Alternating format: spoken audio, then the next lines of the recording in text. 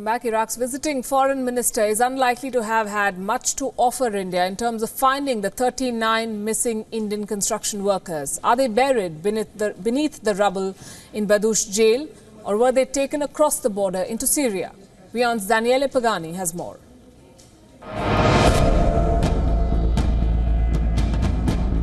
Iraq's Foreign Minister Ibrahim al-Jafari is in Delhi for consultations with his Indian counterpart Sushma Swaraj. But for the families of the 39 Indian construction workers who disappeared in Mosul 2014, the minister had little to offer in the way of comfort. The Iraqi government does not know where they could possibly be.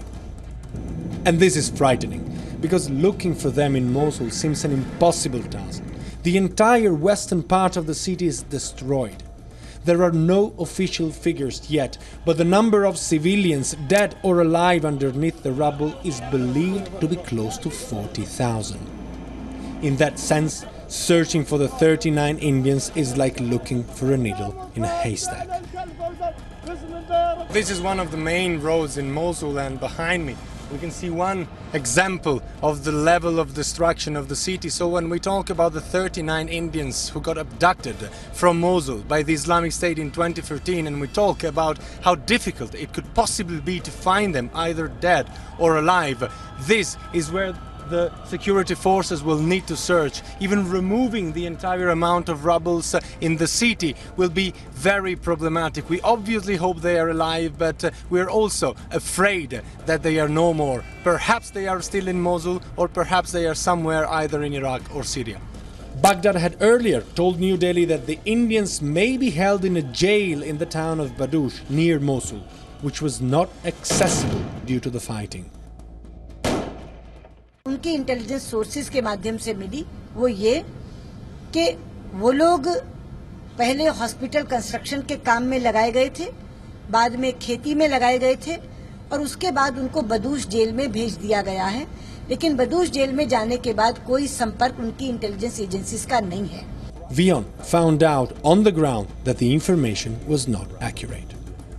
Nearly nothing remains of the jail. The Islamic State used this jail in order to imprison all the citizens who were not abiding by their law, and perhaps what we know is that at a certain point of time the 39 Indian workers were brought inside this. The jail in the town of Badush, 20 kilometers from Mosul, was completely destroyed during the offensive. It is now a pile of rubble in the middle of the desert. The town is now fully liberated and under the control of the Iraqi and coalition forces. V.K. Singh, Minister of State for External Affairs, was in Iraq earlier this month to make inquiries, but for security reasons he could not travel to Badush. Badush is close to the Syrian border, and perhaps it is there, in Syria, that the Islamic State took the 39 Indian workers.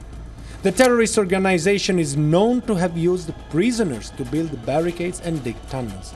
Iraqi intelligence personnel confirmed that the Islamic State used many prisoners to dig the huge network of tunnels they used to hide. But between Badush and the Syrian border lies the town of Tal Afar, which is still under Islamic State control. The Iraqi army and coalition forces are readying for an assault on the town. Intelligence reports believe it could be a very tough battle because of the presence of many foreign fighters. They know it will not be possible for them to return home and can be expected to fight to the very end. Tal Afar also is not a ghost town. Civilians are still there, and to avoid carnage, the Iraqi army will again need to fight a major urban battle.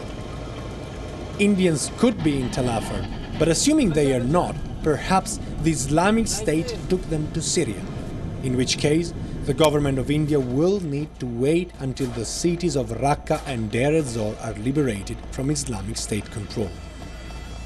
The Iraqi government has assured India of full cooperation, but is faced with the Herculean task of finding its own missing citizens, of resettling families and rebuilding Mosul. They need billions of dollars from international partners, which must surely form part of Ibrahim al-Jafari's visit in India. Perhaps India should send an investigative team to Iraq to work alongside the country's intelligence in the search for the missing Indians. It's the least the government can do to bring some comfort to their families. Daniele Pagani for WION.